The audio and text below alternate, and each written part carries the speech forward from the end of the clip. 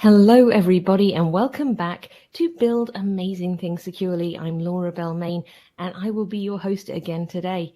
Today, we are joined by not somebody out in industry, but somebody from the academic space. I'm very excited. Now, I'm going to give you a bit of background story because I think this one's interested. Podcasts, finding good guests for them is kind of hard.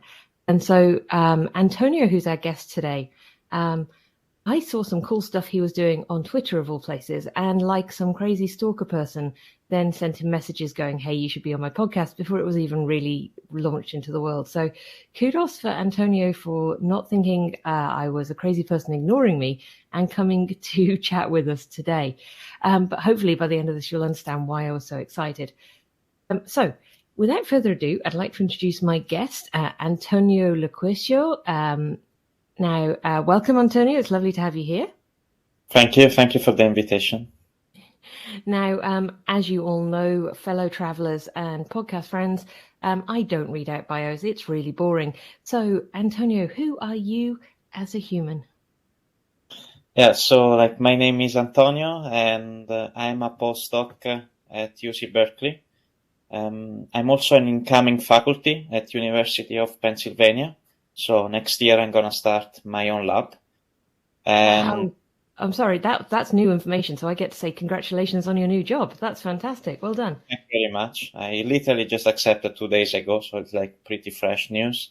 Wow. I generally am a roboticist, so I like to put things that work in the real world. And in particular, the area that I work on is robot learning. So I see how machine learning approaches like deep learning can be useful for robots operating in the real world. That's very cool. And this is team why I wanted to talk to Antonio. As you'll know from previous episodes, I have a soft spot for robots. I think they're awesome. And what caught my attention was work that Antonio was doing with, I believe it was robot vision and navigating environments. Could you talk us through your work a little, Antonio? What kind of things are you doing with robots and what are the applications of them? Yeah, sure. So robotics is a huge field. You could say actually extending a bit that even an elevator is a robot. Whatever takes some input and transforms it in an actuation, some output, is technically a robot. The robot that I'm particularly interested in are mobile robots. So kind of robots that move from A to B. And the ones that I've been working with are drones, so essentially these flying machines, and legged robots. Also, this is a quite large field, and the part that I'm interested in, so the subfield of that is high performance robotics. So I try to build and design robots that go from A to B as fast and as reliably as possible. Awesome. And what kind of, so it's called such a vast area. So when we say going from A to B, what kinds of environments are we talking about here? Are we talking about a controlled test environment, with nothing in it, just a big blank white room? Or what are the environments we're really playing with here? Okay, thanks. That's a very important question, because most of the research, before me, has looked into this high performance robotics navigation, going from A to B in very, very controlled environment, a lab. But my main contribution has been taking this out of lab controlled environments. Kind of my drones fly at a very high speed in forests, disaster scenarios, airplane hangars, everywhere that, it's possible to go, my drones can go and fly. And similarly, my legged robots is not doing any controlled experiment in a lab environment. It's just out, walking in the Berkeley campus with me, just watching that it does not, fall or, gets into any problem. But overall, is everything in the wild, as natural conditions as it can get. This is very exciting. Now, I have to just pause for a silly question, Antonio. Forgive me. Have you named your robots? The drones, we name them after maybe sometimes birds. Like we Oh, have cool. Hawk, Eagle, and the legged robot. Now we don't have names for them, so we're Oh, I feel still. that's a missed opportunity. Maybe Yeah. maybe our listeners can think of a name for the legged robot. Okay, well, so we've got drones here and we've got legged robots. I feel like we should talk about both of them. Now, I'm a security person. I'm not a robot person, but what I like to do in the world is try and think about, the awesome technology, but also where security or safety might fit into that. So how at the moment do you communicate with your drones or your legged robots? It, is it, just ad hoc when you're uploading software, or talk me through how the connection from you as the engineer who's, building the software, I assume, and the machine itself? Sure. Yeah, so essentially the robots are completely autonomous. So like at deployment time, the only communication is when you hit the start button and the stop button. These are kind of the two things that are in control. There is no much interference in between because all computation and all sensing is on board. So complete autonomy. Of course, like there is much more like control during development. Mm. So, like when you are at the beginning of the algorithm, of the development of the algorithm, you're not sure if anything will work. All data pass from the robot to my computer. They get analyzed. They get back to the robot. So there is these cycles that makes sure that everything is as expected. I think there's going to be folks in the audience who find this concept probably quite exciting and a little bit scary, because as software engineers, we're used to the idea that, we're quite in control, we're quite in contact with our software at all times. So the idea of building software for something that is, physically navigating the environment with people and other things in it, and kind of trusting what you've built to be able to press the start button and just let it go. How does that feel as an engineer? Is it exciting? Yeah, that's, I think, extremely, extremely exciting. I mean, the nice and bad thing about the real world is that you don't have like strict guarantees of what will happen because you cannot control the real world. Like if you would be able to predict the future, then I would definitely not be doing robotics. I would be No, absolutely. You'd be on a secret island somewhere, I would imagine. So like for this, like of course, like you can do many things. You can do statistical empirical tests and see, what is the probability of a failure? What are the cases in which the failure is most probable?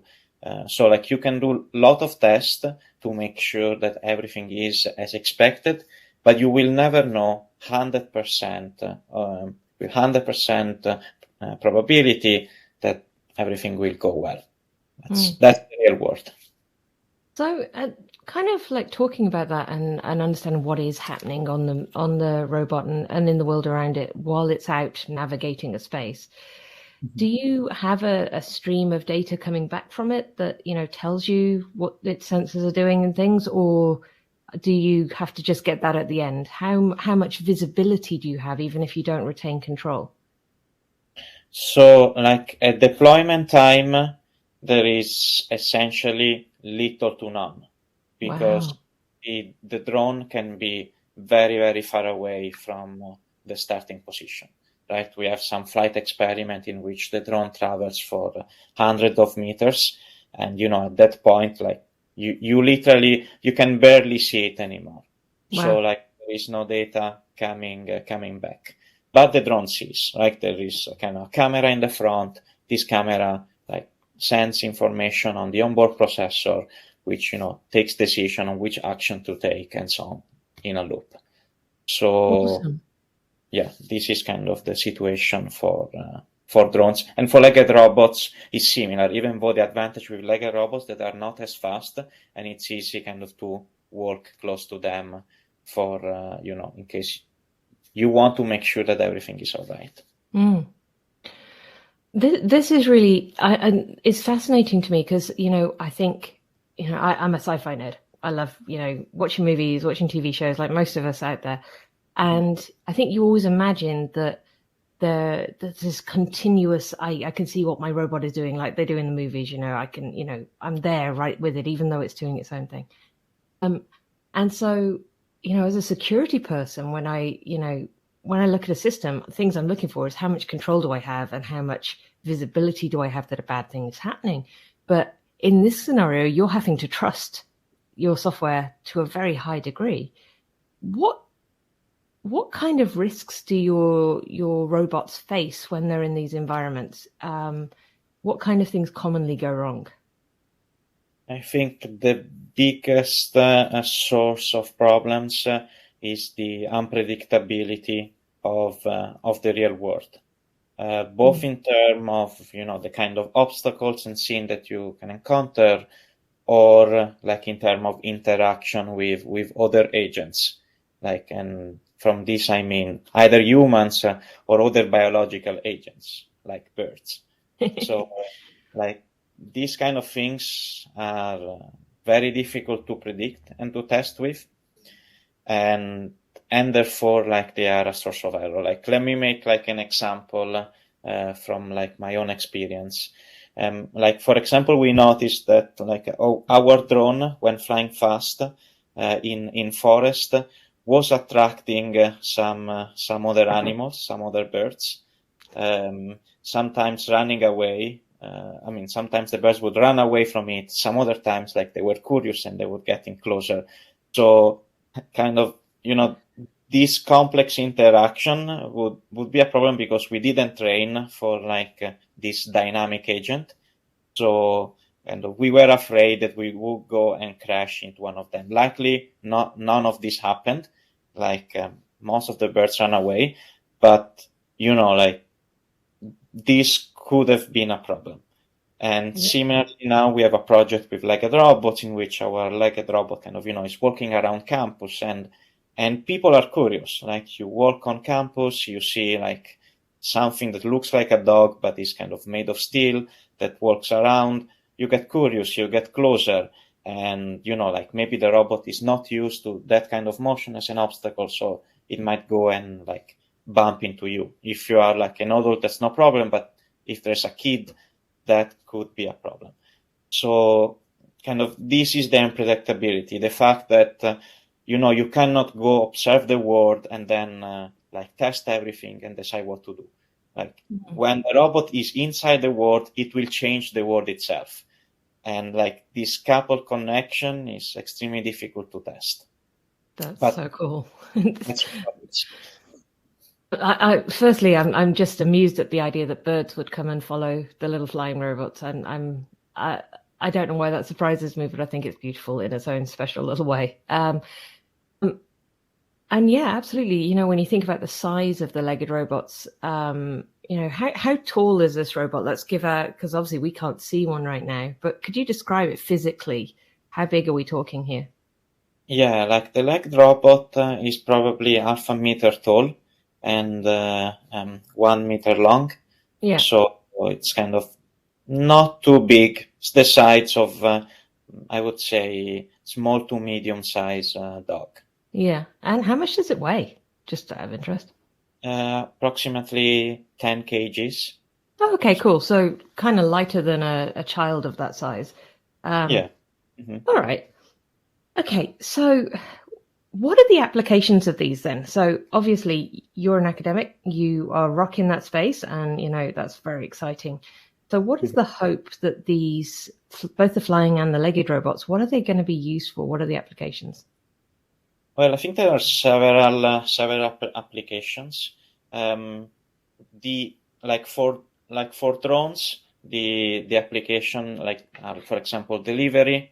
Imagine getting your Amazon package as fast as possible. Surveillance. If you want to make sure, I don't know, that in the Berkeley campus nothing bad happen at all time, you can imagine stream of drones going around and walking.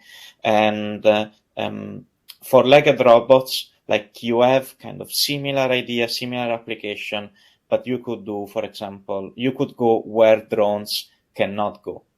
You could this for if you have to do a delivery, for the last mile delivery, like a drone could, arrive close to your house, but not be able to like go inside, like, or very close to, I don't know, like your porch, maybe because the rotors could damage some of your furniture. So you could, a legged robot, like making the last mile, like walking up the stair, like leaving the thing and going back. And similarly, another very important application is in search and rescue. Like imagine a disaster scenario where kind of things like break all the time, and then like you can imagine legged robots to do like drones to search for like survival on a large scale, and whenever something is identified, a legged robot could be sent to like either help the person or like find exactly where the person is, not only in a range, such that the rescue team can arrive. But overall, like I think these mobile robots, the goal of mobile robots is increase our life, the productivity of our industry and of our life. So yeah. And some of those use cases are super important. I'm not denying, getting packages fast is important, but definitely that search and rescue, you can imagine the improvements to outcomes if you can safely get into an environment without sending a person in to kind of understand the situation, the safety first. So just as a mechanical thing, I find myself pondering, so if we think about the things that could go wrong, we've got, our other birds and things are having a party in the sky with our drones, and we've got, the physical impact of unknown obstacles in for our legged robots. Are there any other risks that we have to think of when we're deploying robots out into the world? So, how easy is it to connect to them at a software level and interfere with what they're doing? That's kind of another possibility with the robots that we use right now, which are research robot. Is probably not too difficult, like because there is essentially just a Wi-Fi connection. But I think at an industrial level, it's possible to cut all connection off. Like since this is an autonomous machine, you can imagine like that you can only get threaded. Can have a cable going into the robot when you start and a cable going into the robot when you stop. So like if you want to be safe, like from like connection, like autonomous robots are really the best because they don't need to get out. But of course, like this is maybe an extreme case. Like even an autonomous robots might want to, go to the internet and see if there is any update, like connect to radio, to, I don't know, speak with, communicate with the safety team. So all of these things could be a risk, can be hacked if people want. But this is another possibility of risk. Is not the risk that like we are now working on. Yeah, because absolutely. Are still far away from the deployment. We're still at academic. And I think that's what excites me about this. We're looking at a technology at its early stages. The stages where we're doing, the big innovative pieces around getting its job done. And the path ahead of it, no pun intended, given it's a legged robot, it involves us putting some controls and safety in place so that it can go out into the world, and not just one or two of them, but hopefully one day at scale, from what you're describing here. Do you think, where does your research go next? So what are the challenges that you believe need to be solved in this before we can get to the like deployment challenges of getting this, out in the world at scale? Yeah, so it has to be said that robotics in the wild in particular is a very young field. Like we literally started putting things out like very recently, and there are still plenty of technical problems to be solved before we even have like, a solid demo of, things working out in the wild.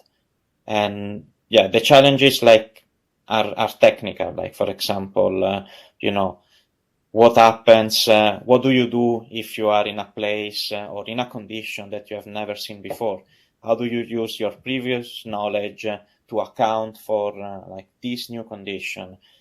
What do you do with humans, which are kind of, the classic problem? What do you do with other animals? So like all of these things, they are kind of still purely in the scientific realm, and we have no solution for it. So it will take time. Like but I'm confident that this is gonna be something like 5 to 10 years, and it's not gonna be 20 years. And the reason that I'm confident is because like robots in more controlled situations, like for example on streets, are already autonomous. Like here in SF, like I can take like a driverless taxi to go from one place of the other of the city. Most of the time it works, sometimes it doesn't, but still, I could do it. But streets are a controlled environment, right? Most people, most cars go in one direction or the other. Okay, there could be pedestrians. There are other cases, but these are controlled environment. So extrapolating on that, I assume that in 5 to 10 years, we will see like more and more robots, around us. That's very cool. And perhaps a little bit of a challenge for our listeners at home is, perhaps there are robots in your world that you're probably not even seeing just because you're just used to them being there. I came across one at Heathrow Airport in London that robot's job is there to clean the airport, and it just zooms around between people, cleaning up messes and things. Mm-hmm. And I think that was probably the first autonomous robot I'd seen out in the wild in a public place. Yeah.